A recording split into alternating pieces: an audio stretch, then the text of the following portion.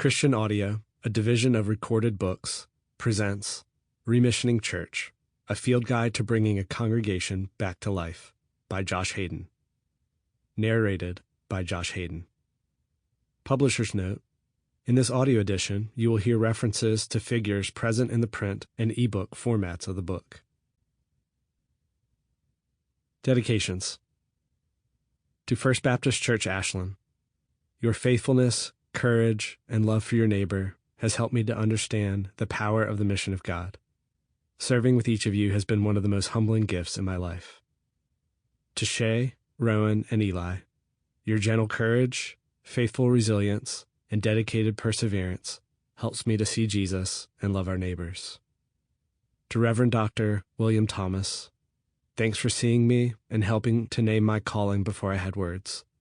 I look forward to seeing you again in that place where there are no more tears or pain. Part 1. The journey of 1,000 miles starts somewhere. Translation is the church's birthmark as well as its missionary benchmark. The church would be unrecognizable or unsustainable without it.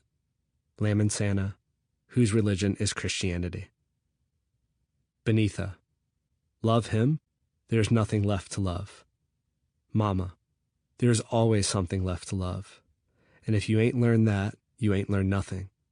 Looking at her, have you cried for that boy today? I don't mean for yourself and for the family because we lost the money. I mean for him, what he'd been through and what it done to him. Child, when do you think is the time to love somebody the most? When they done good and made things easy for everybody? Well then, you ain't through learning. Because that ain't the time at all. It's when he's at his lowest and can't believe in himself, because the world done whipped him so. When you start measuring somebody, measure him right, child. Measure him right. Make sure you done taken into account what hills and valley he come through before he got to wherever he is. Lorraine Hansberry, A Raisin in the Sun. Our eyes were opened, but too late. Elie Wiesel. Night. Chapter 1. The Gift of Remissioning. Practice Resurrection. Wendell Berry, The Mad Farmer Poems. It's about following and imitating Jesus and helping others follow and imitate Jesus. It's meant for everyone and not just some. Strasser, Centering Discipleship.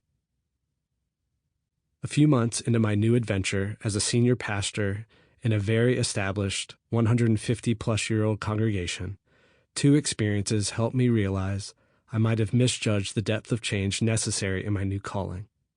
One Sunday in the greeting line after worship, a woman grabbed me by the shoulders without shaking my hand, pushed down and said, "Young man, this is how you stay put. We placed that pulpit on the stage for you to stand behind, so quit moving around." A few weeks later, I did my first baptism and coached the congregation on how to celebrate with the kids and adults who were committing to be disciples of Jesus and walk from death to life. I encouraged them to clap, cheer, say amen, and celebrate the moment with each person getting baptized that day.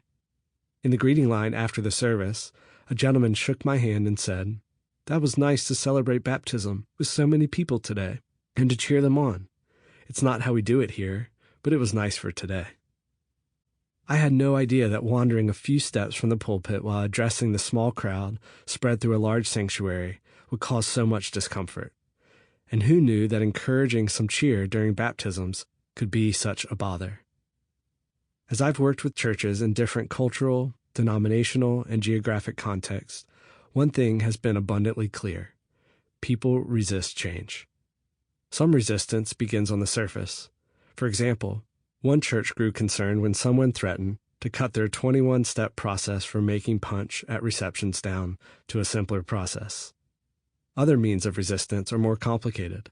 Some immigrant churches try to hold on to their native culture even as younger generations assimilate into the majority culture of their new home nation, leading to differing opinions on which language to use for worship.